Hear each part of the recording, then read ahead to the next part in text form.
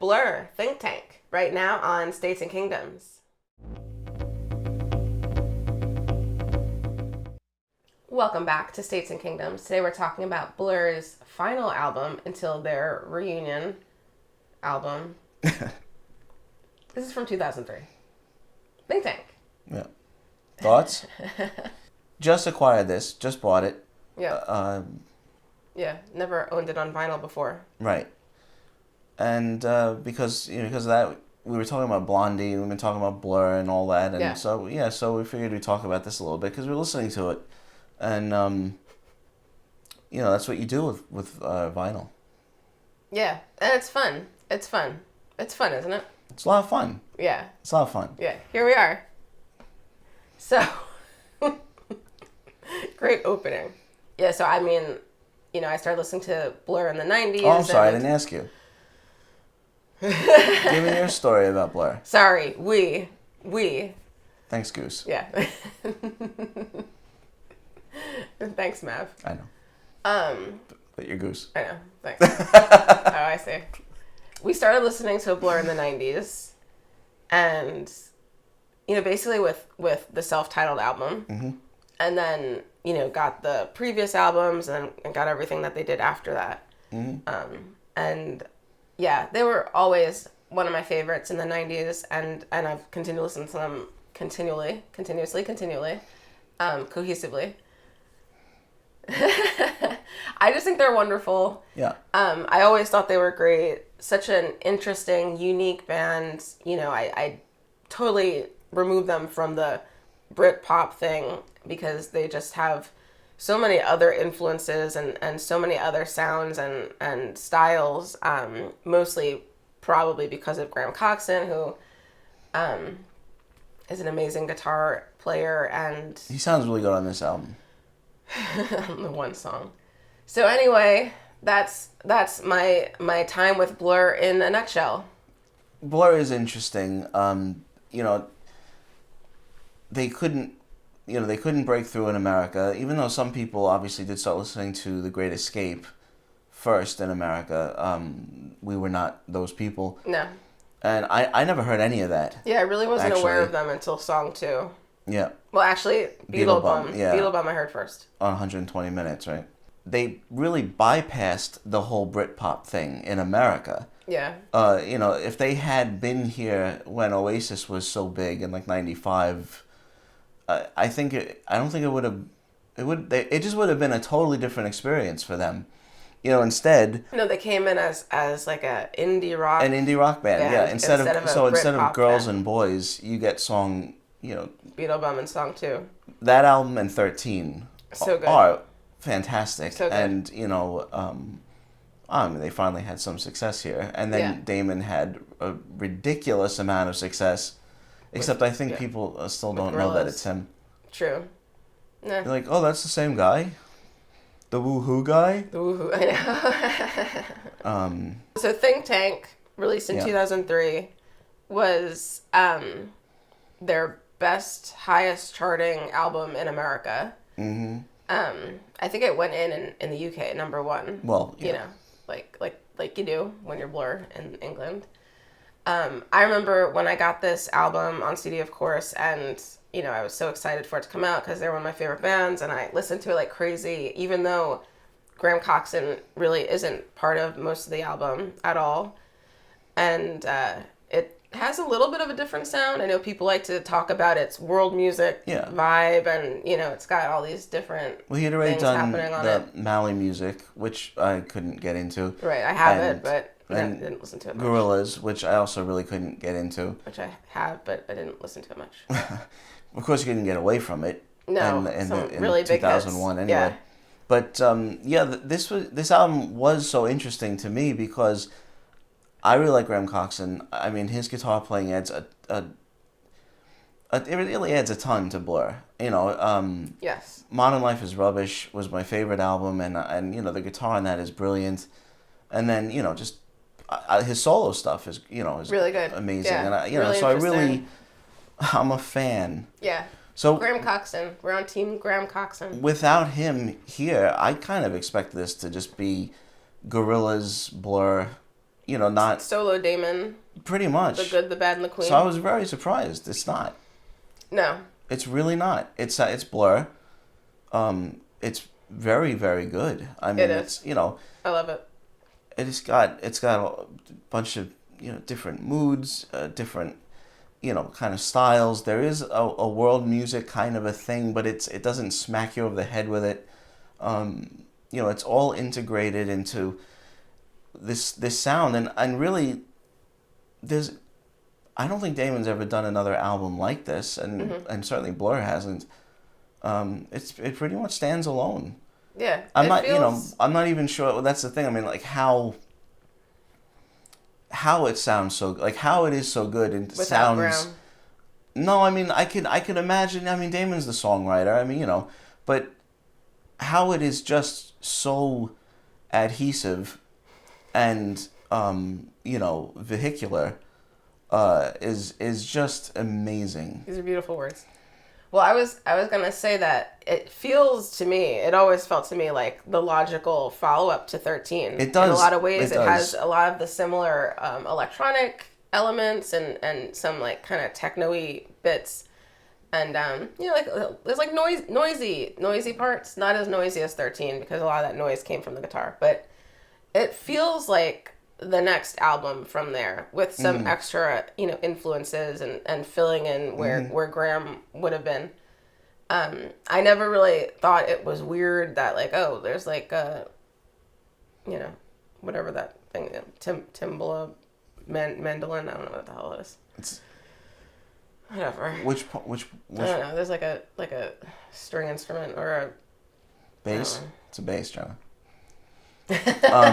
I mean that was really the whole thing. I mean, you have songs. I really Caravan.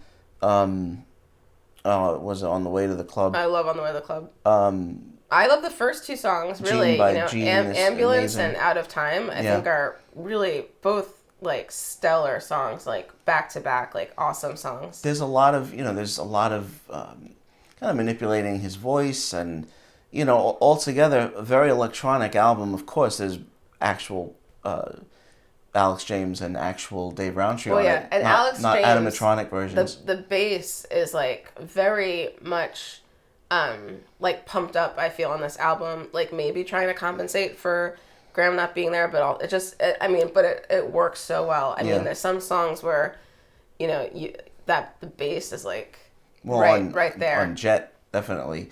And on the end of that, when they keep putting the reverb like on it and then off and on, I mean the reverb on the vinyl, if you listen, it's kind of loud. The reverb just sounds like almost scary loud. The bass on that song. It's really really interesting too for anybody that has been used to listening to it on CD or whatever. And this version on vinyl is different. It does and bring I'm out not even, different I'm not even used to it yet. Textures. Yeah. To me,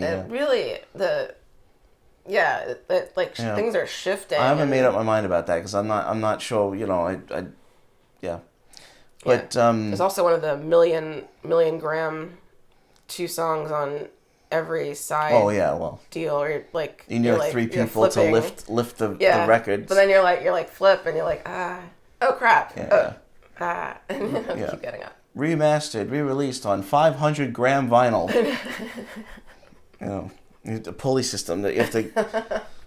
Anyway, but altogether, I mean, it's probably still my least favorite, except for Leisure, my least favorite Blur album. But I think that's just a testament to, how much I really love those other albums. More than anything, it's not a knock on this one. I don't know how I would put things in order. You're right. I love this. You're right. I mean, I love it too. It's really great. You just said you didn't. I'm just saying. I love it. That's a testament to how much I think of the other albums. I do miss Graham on this. I mean, it would be interesting. What would he have added? Mm-hmm. He adds a lot. But at the same time, it's interesting just having this date. It's totally Damon focused album because really by this time, Graham would have. I would think he would have wanted a couple of songs at least, for himself. Yeah. And since he's not here, it's just a total It's the Damon Damon show. party. You know, we've talked about this a little, I think, off camera. I'm Because sure. that's usually when we're talking. I'm not really a fan of anything Damon has done since Blur.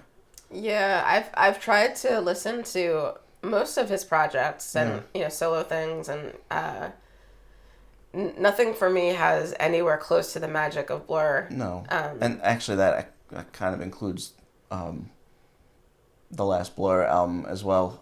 Yeah, unfortunately, that didn't really do it for me. But, so... I wanted to like it. Of course. I did. We want to like everything. I do. We like Love Beach. You like Love Beach. I want more music. That's I why want to you're like dressed it. like a sailor. Like Kirk Douglas in 20,000 Leagues Under the Sea. It's a whale of a tale, I'll tell you lads. A whale of a tale or two. Very varied soundscape, which, I think they do so well. Especially, starting with Blur, I think, definitely on 13, like a lot of sounds, a lot of really different styles all in one album, and it totally works. And this is no different. You really have a wide range. I you've mean, got I would kind say of like, that's there on Park Life as well. yeah, no, you're right. Yeah. Because you've got like the electronic-y songs, and you've got, kind of the quiet ballads. You have more of the like crazy beat, like rocking, like really like power chord based songs. And like a kind of a, We've Got a File on You, kind of almost a chant.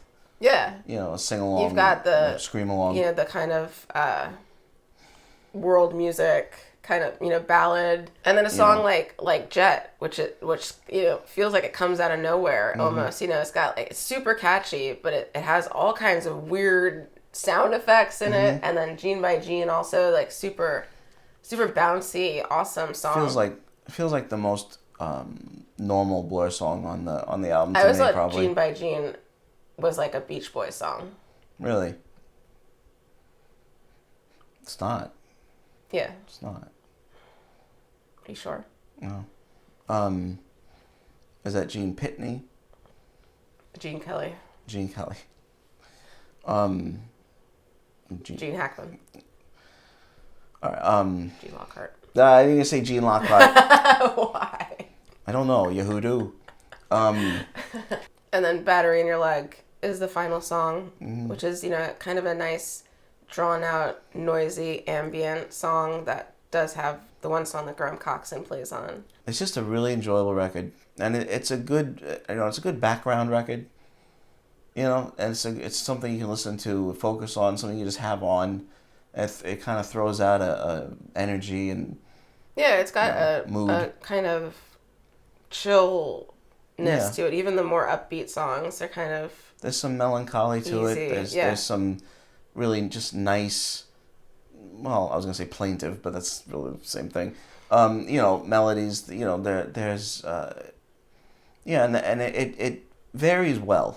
So it's always entertaining to listen to. I'm still waiting for Damon to come out with something that's like a real banger album, because he's got it in him. He's a great songwriter. I think he's wonderful. I don't know why he's been so mopey lately, but I really do hope that he can find some balance. Find some balance. Because Graham has been doing some really awesome stuff. Yeah. And he's pretty busy. Yeah. So thank you so much for watching our discussion of Think Tank. Please let us know what you think of this album in the comments. Make sure to like this video and please consider subscribing to States and Kingdoms. We will release a new video every Monday, Wednesday, and Friday. So we will see you next time.